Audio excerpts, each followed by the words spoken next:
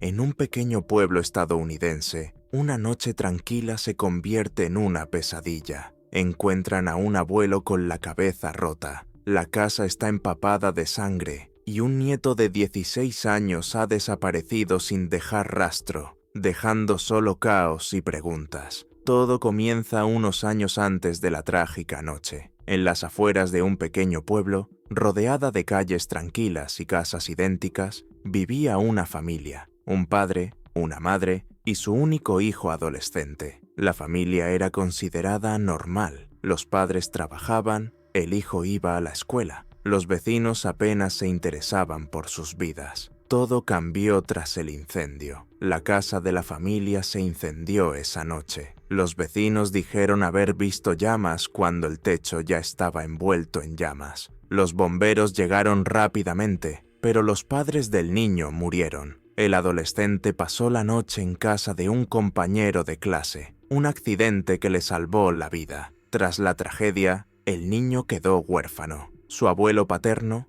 un hombre de unos 60 años, se convirtió en su tutor. Vivía cerca, solo, en una pequeña casa con garaje, donde se ganaba un dinero extra reparando coches. Los vecinos lo conocían como una persona estricta y reservada, que rara vez hablaba con nadie de asuntos personales. El niño se mudó con su abuelo una semana después del funeral. Al principio, la relación parecía normal. El abuelo le proporcionó una habitación, le compró ropa y se encargó de los trámites con la escuela. No era hablador, pero cumplía con diligencia sus deberes de tutor. Lo alimentaba, le daba dinero para el almuerzo y se interesaba por sus estudios. La escuela se convirtió en un lugar para el adolescente, donde intentaba mantener una vida aparentemente normal. Los profesores notaron que era poco hablador y que rara vez interactuaba con sus compañeros, pero no creaba problemas de disciplina. Algunos pensaban que la tragedia simplemente lo había vuelto retraído.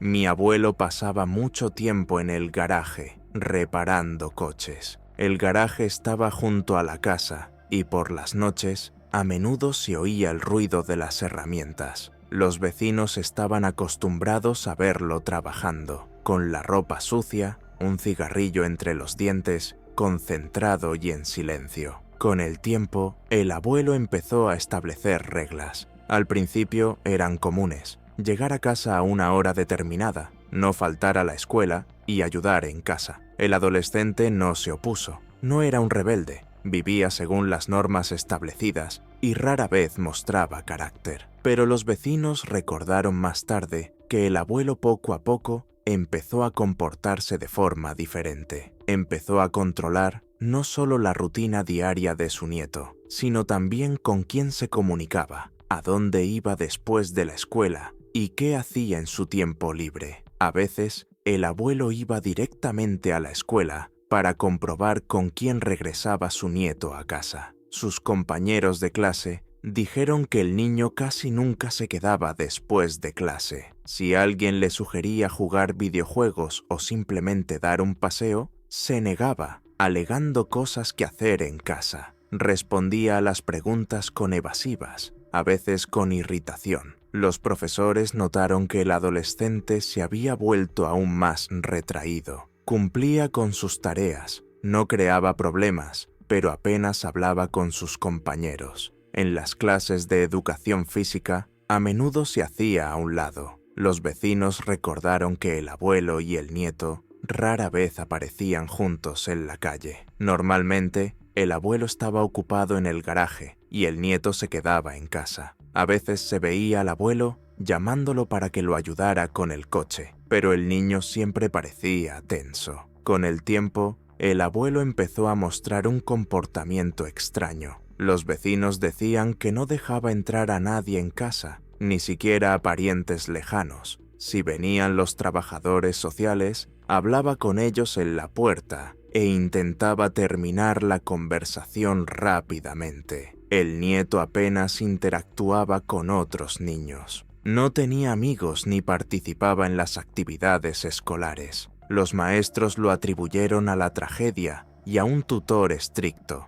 Desde fuera, todo parecía la vida de una familia cerrada, pero no empobrecida. La casa estaba en orden, había comida y ropa. Nadie podría decir que el adolescente estuviera medio muerto de hambre o maltratado, pero los vecinos a veces tenían la sensación de que el abuelo vigilaba demasiado de cerca cada movimiento de su nieto. Con el tiempo, esta atención se volvió intrusiva. Su abuelo solía recogerlo del colegio, revisar sus tareas y preguntarle con quién hablaba. Poco a poco, se creó un ambiente en el que el adolescente vivía bajo control constante, pero nadie podría haber imaginado cómo terminaría todo. Los vecinos creían que el abuelo simplemente era estricto y el niño se retraía por la pérdida de sus padres. Nadie podría haber imaginado que dentro de esa casa se estaba desarrollando una historia que terminaría en sangre. Después de que el adolescente finalmente se instaló con su abuelo, las reglas y el control comenzaron a intensificarse gradualmente. Al principio, parecía una preocupación normal. El abuelo exigía que su nieto llegara a casa puntualmente, que no faltara a la escuela y que ayudara en casa. Pero con el tiempo, la preocupación comenzó a adquirir un carácter intrusivo y pesado. Los vecinos comentaron después que el abuelo se presentaba cada vez con más frecuencia en la escuela. Llegaba una hora antes de que terminaran las clases y esperaba en el coche para que su nieto no llegara ni un minuto tarde. Si el adolescente decía que quería quedarse para entrenar o ver a un amigo, el abuelo reaccionaba irritado y lo llevaba a casa. En casa, el abuelo estableció una rutina estricta: despertar, desayunar, ir a la escuela, volver, ayudar en la casa, cenar, dormir. Todo seguía un patrón claro. El nieto no podía quedarse solo en casa de amigos, ir a algún sitio con compañeros de clase, ni pasar tiempo sin supervisión. El abuelo incluso limitó las conversaciones telefónicas. Los profesores recordaron que el niño se volvió aún más retraído. Durante los descansos, se sentaba solo, sin apenas hablar con sus compañeros. Si alguien intentaba conversar con él, respondía brevemente y se iba. Cuando le preguntaban por su familia,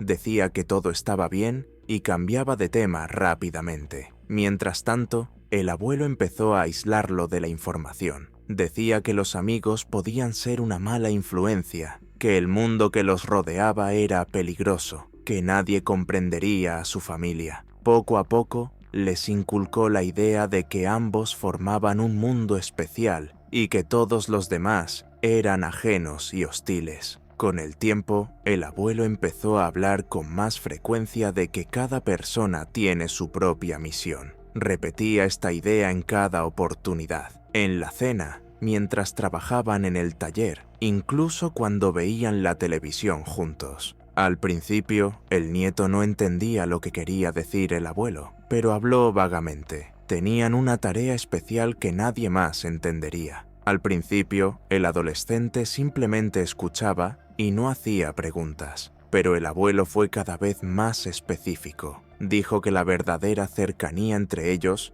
no era solo familiar, que los unía algo más que el parentesco. Poco a poco, el abuelo empezó a insinuar la idea de una relación especial que debía existir entre ellos. El adolescente era completamente dependiente. Vivía en la propiedad de su abuelo, sin otros familiares ni amigos a quienes acudir. El dinero, la comida, la vivienda, todo estaba bajo el control del abuelo. Incluso le compraba la ropa. Cualquier intento del adolescente de oponerse terminaba en largas conversaciones sobre la vida correcta y los deberes familiares. Los vecinos comentaron que a veces oían voces fuertes provenientes de la casa. No eran gritos de pelea, sino conversaciones largas y tensas. Tras ellos, el adolescente se veía hosco y aún más retraído. Los cambios también eran notables en la escuela. Los profesores decían que le iba peor y que estaba perdiendo interés en las asignaturas. Antes, al menos hacía las tareas, pero ahora solía sentarse con indiferencia, como si pensara en algo propio. El abuelo controlaba cada vez más, no solo el comportamiento del adolescente, sino también sus pensamientos.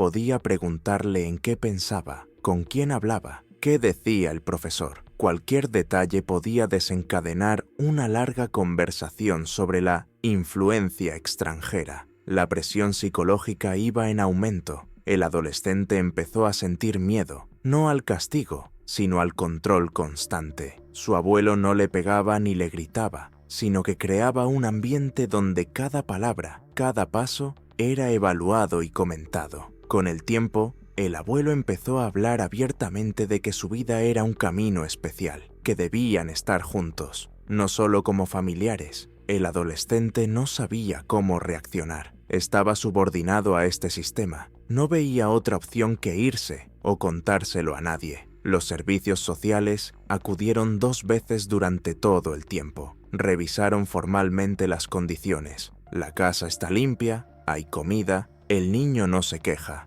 Los profesores no mencionan ningún problema grave. No encontraron motivos para intervenir. Quienes lo rodeaban desconocían lo que ocurría tras las rejas. Desde fuera, parecía una vida estricta pero normal entre un tutor y un adolescente. En realidad, el abuelo aislaba cada vez más a su nieto, imponiéndole la idea de que debían estar juntos de una manera especial. El adolescente vivía en constante tensión. Con cada mes que pasaba, la presión aumentaba. Hablaba cada vez menos con sus compañeros. Dejó de sonreír y se puso delgado y pálido. Los profesores creían que esto era consecuencia de la pérdida de sus padres. Nadie sabía que en casa, su abuelo hablaba cada vez más de una misión y una conexión especial, sin dejarle ninguna posibilidad de negarse. Para cuando su abuelo finalmente dejó de ocultar sus intenciones, el adolescente ya vivía en un ambiente de presión constante. Sus días eran monótonos y predecibles.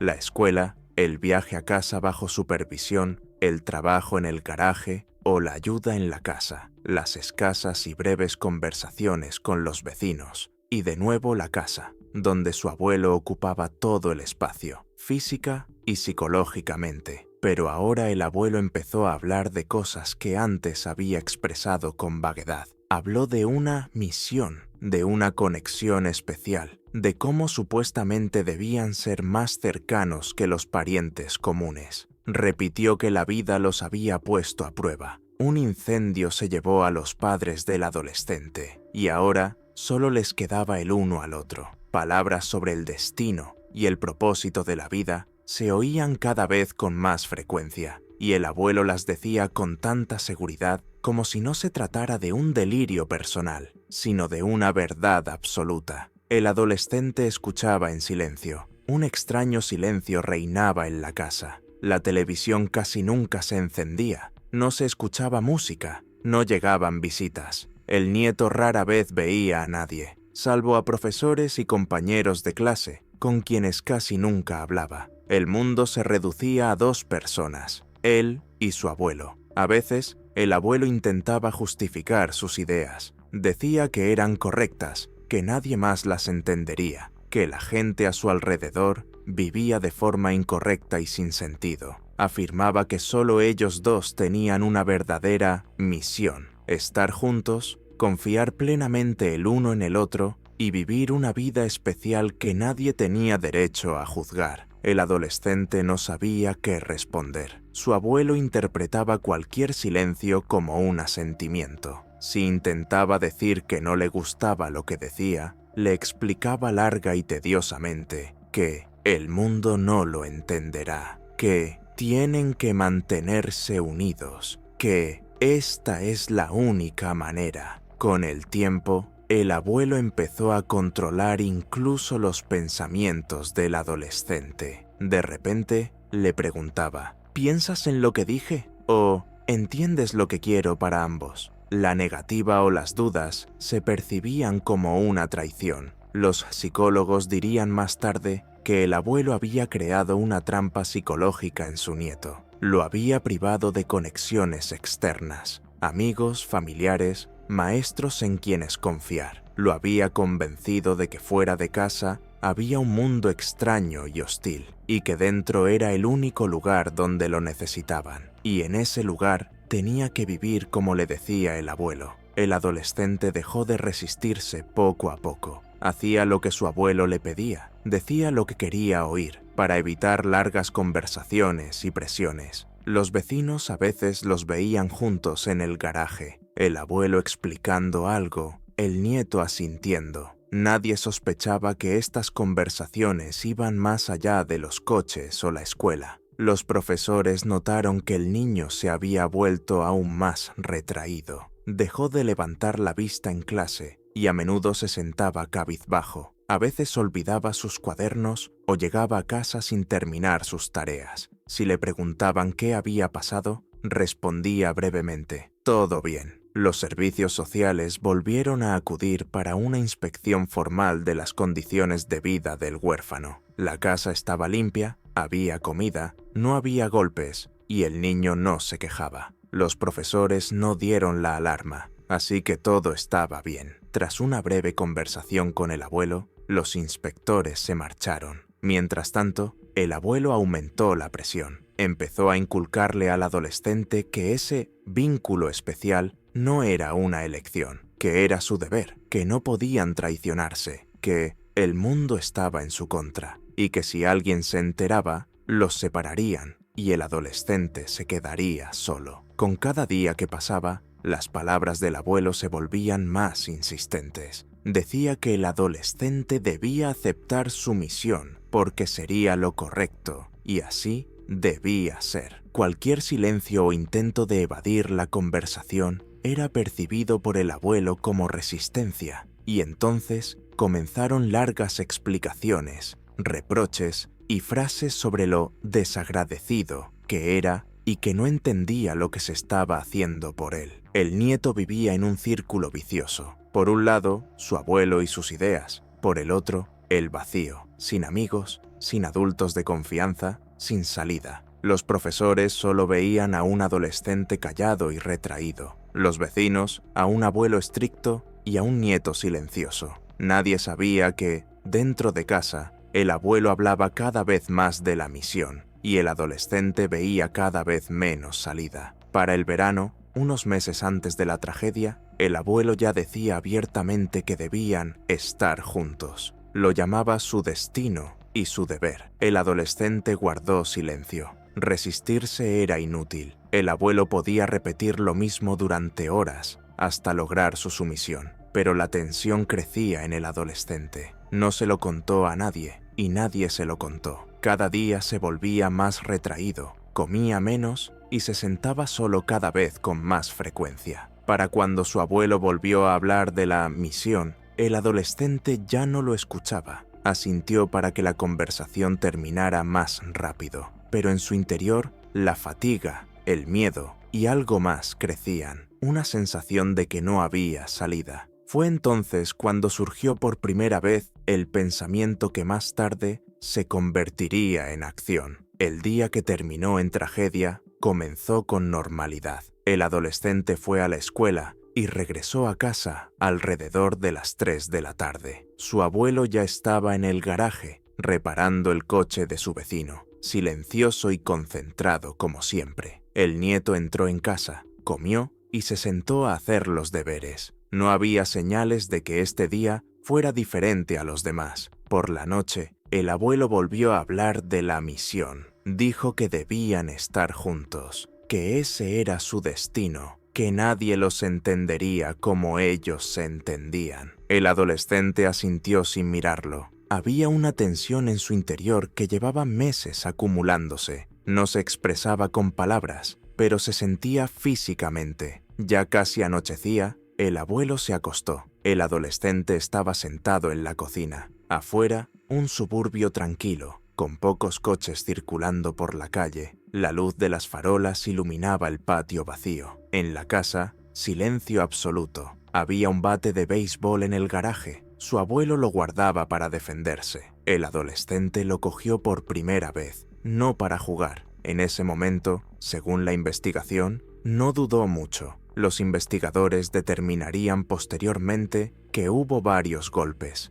El primero se produjo cuando el abuelo dormía. Los vecinos no oyeron gritos ni ruidos. Todo ocurrió de forma rápida y silenciosa. El cuerpo del abuelo fue encontrado por la mañana cuando un vecino vino a recoger su coche y vio las puertas abiertas de la casa. Miró dentro y vio al dueño en la habitación. La cama estaba cubierta de sangre. Había un bate en el suelo. El adolescente había desaparecido. El vecino llamó a la policía. Lo primero que hicieron fue revisar el garaje, el patio y los alrededores. El adolescente no estaba por ningún lado. Los investigadores comenzaron a rondar entre los vecinos, interrogando a profesores y compañeros de clase. Nadie sabía a dónde podía haber ido. No había señales de robo en la casa. Dinero, documentos, todo seguía allí. Solo faltaba el adolescente y su mochila. La policía estableció rápidamente que el asesinato había sido cometido por alguien cercano a él. No hubo allanamiento ni daños en la puerta. El abuelo falleció una noche mientras dormía y la única persona que vivía con él había desaparecido. Unas horas después del descubrimiento del cuerpo, comenzó una operación de búsqueda a gran escala. Se revisaron casas abandonadas, bosques cercanos y estaciones de tren en la ciudad. Se buscó al adolescente día y noche. Los investigadores interrogaron a profesores y vecinos. Todos coincidieron. El abuelo era estricto, pero no cruel. El niño, retraído y callado. Nadie sabía qué ocurría tras las puertas de su casa. Los rumores se extendieron rápidamente por la ciudad. Hablaban de una tragedia familiar, del extraño comportamiento del abuelo y de la desaparición del adolescente tras el asesinato. Pero la policía no emitió ninguna versión oficial. Al anochecer del segundo día, después del asesinato, el cuerpo del abuelo fue llevado a la morgue. Los peritos forenses confirmaron que la muerte se debió a una lesión en la cabeza.